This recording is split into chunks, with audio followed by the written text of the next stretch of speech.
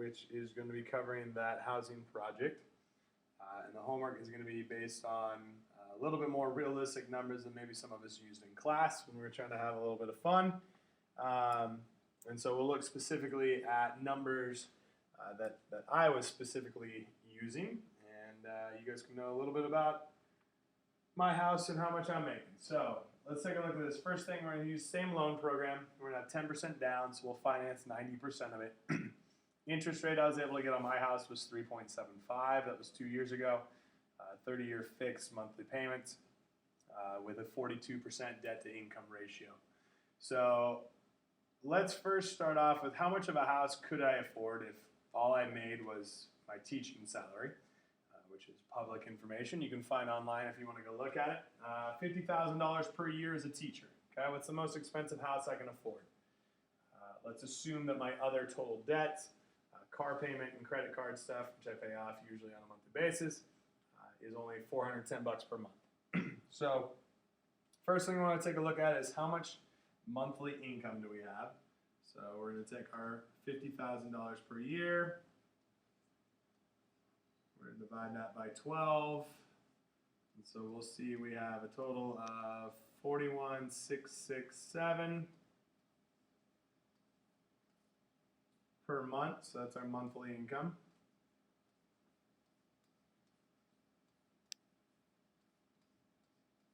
And then from there, we want to figure out, well, how much of that can I actually use towards debt? So here's where that 42% debt to income comes in.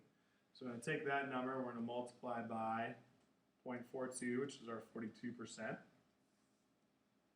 We're going to see that our allowable debt is going to be $1,750 per month. Okay, so this is our allowable debt.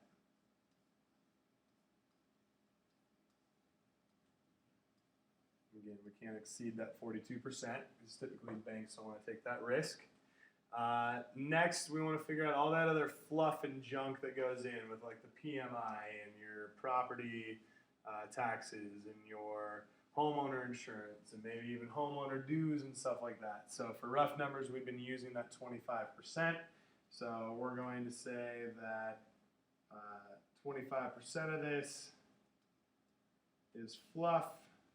So we want to divide by that 1.25 to work backwards, and we'll see that our true principal and interest payments. Oh, sorry, I missed one step. Let's go back. Okay, so that's our allowable debt. We need to remove that other debt first. Okay, so we've got the $410 in all that other stuff we've got. So there's the other debt. So we're actually only allowed to spend $1,340 towards our mortgage. So there's what our total mortgage payment can be. That's going to include the PMI and the insurance and all that stuff. So now let's remove all that fluff. So we're going to divide this number by that 1.25. And we're going to see that our principal and interest payment can be $1,072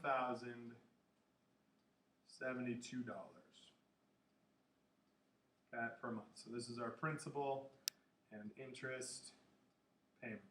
So if we take that information, we can plug it into our calculator. In fact, I should have already had this loaded for you, but I'm going to load up the calculator real quick so you can actually see how to type this in using the TVM solver. And so I think this is a good way to make hopefully less mistakes along the way, typing it in so you don't have as many parentheses and all that kind of stuff. So as soon as this thing gets up and running, we will type into the TVM solver.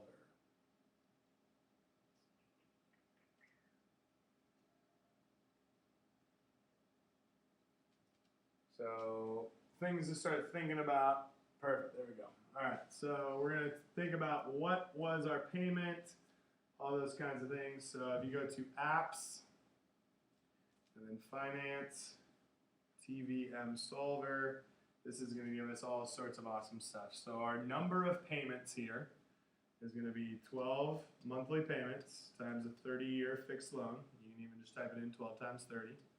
So we'll see we have 360 payments. Our interest rate in this case is at 3.75%, which because it wants I as a percent, we'll leave it that way, divided by 12 because that's monthly. So now we have a monthly interest of 0.3125. Our present value is our unknown at this point, so I don't know what that is. I'll leave it as a 0 for now. My payment is that allowable principal and interest we just found, which we discovered to be $1,072. So that's the maximum I could spend on it. And then we'll take a look at what the actual present value is. So now we can go alpha, enter, which is solve. And we'll see that in this particular case, you end up with a $231,475 loan. You'll also notice there's a negative there.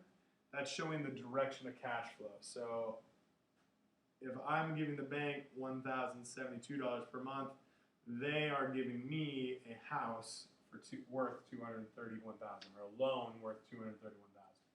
So now if we go back, we've got our 231 that we found through that TVM. So our payment, or our present value, sorry, of our loan is going to be that 231,475. Okay. This is my loan amount. I'm doing a 90% loan, 10% down payment. So we want to divide that by 0.9 to figure out what 100% is. So my house that I can go look for list price wise is going to be worth a maximum of $257,195.20.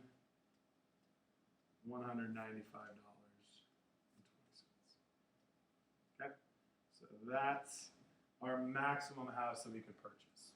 Okay, problem number 2 is going to take a look at, well, that's not actually what my house is worth.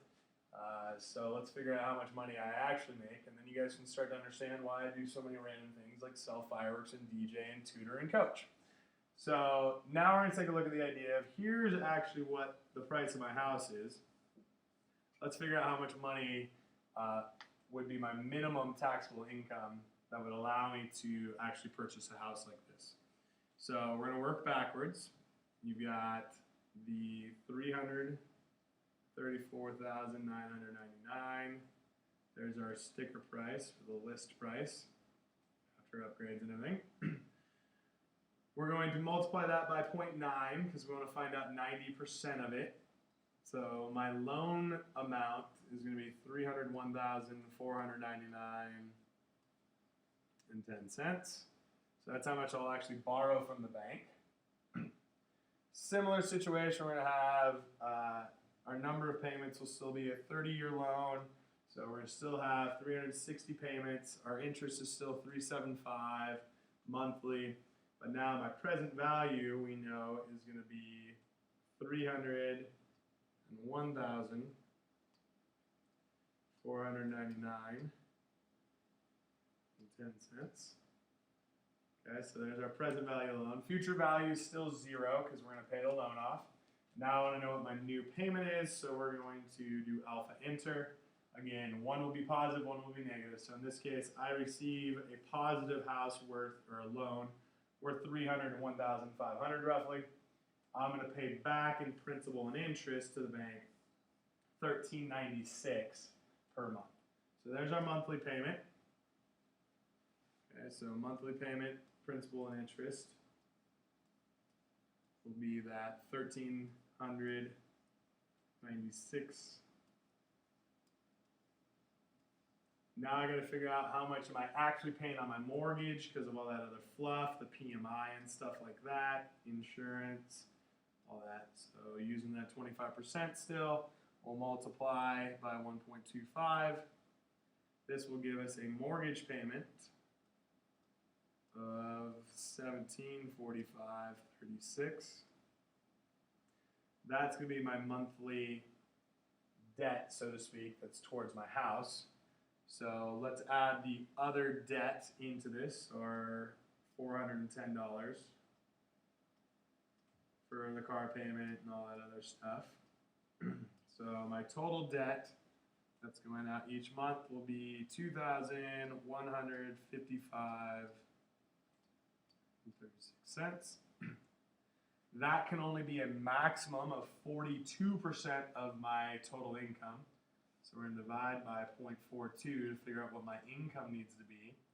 And so we'll see that my monthly income needs to be $5,131.81.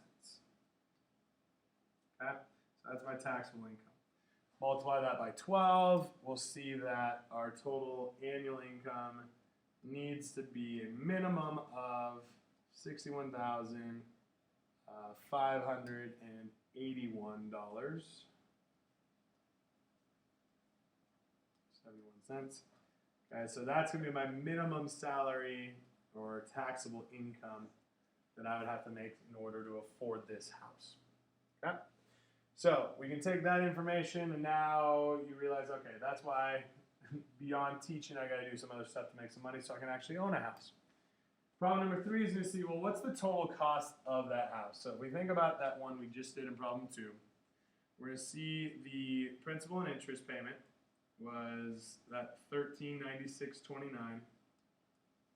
That's what I'm paying the bank. We're going to ignore the PMI and the total stuff because, yeah, there's property taxes, all that other things on there. PMI will eventually disappear.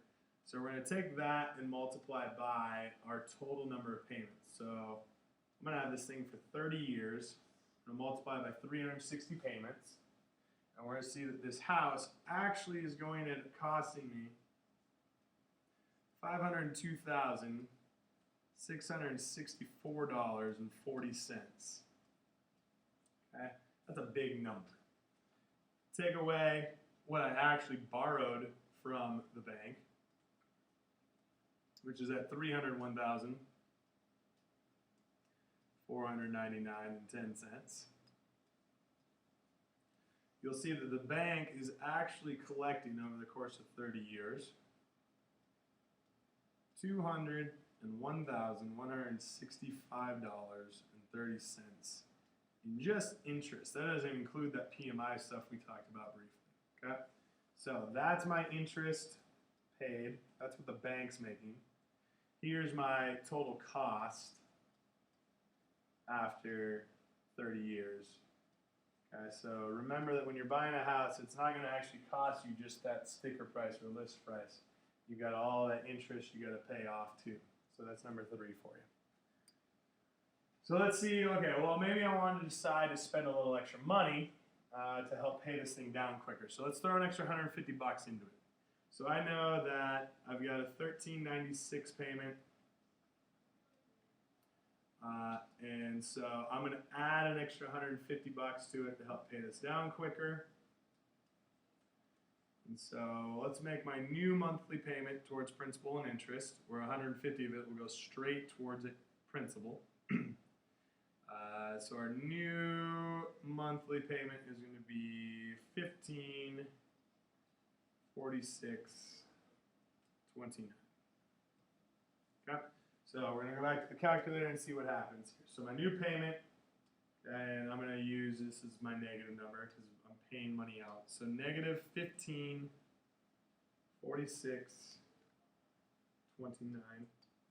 is our payment. My present value, still borrowing the same amount of money, same interest rate. Let's see what the new number of payments is going to be.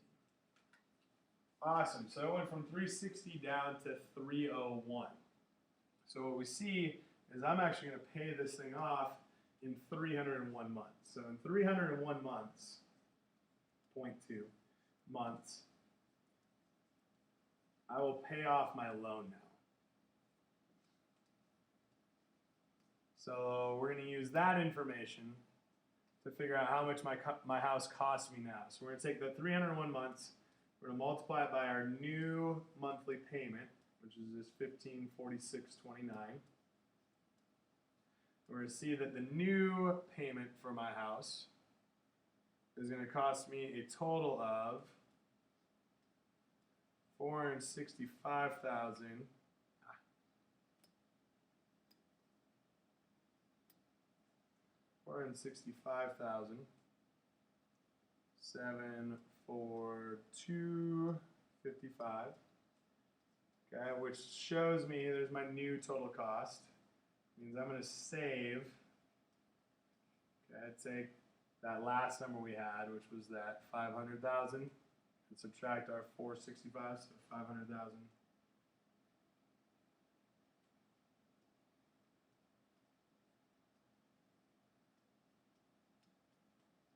And then we're going to subtract this 465. New payment. And we'll see that we end up saving a total of $36,921.85 over the course of that 30 years. Okay, so that's kind of nice. Save a lot of money. So that's why you'll probably hear some people talk about, oh yeah, throw some extra money towards your principal because it pays down the loan. One, I'm gonna be paid off 5 years early, so I'll actually pay this off in 25 years instead of 30. And two, I'm gonna save about $37,000 in interest. So we won't get into too much depth on this, but just know that that's not the only route. And you'll hear people with other options on, oh yeah, instead of throwing that 150 towards your house, you could put it into a retirement fund or something, or some other investment, and see if you could actually make more money than you'd be saving. So just know that that's not the only option, but it could work well. And use that to help you through tonight's homework, and good luck.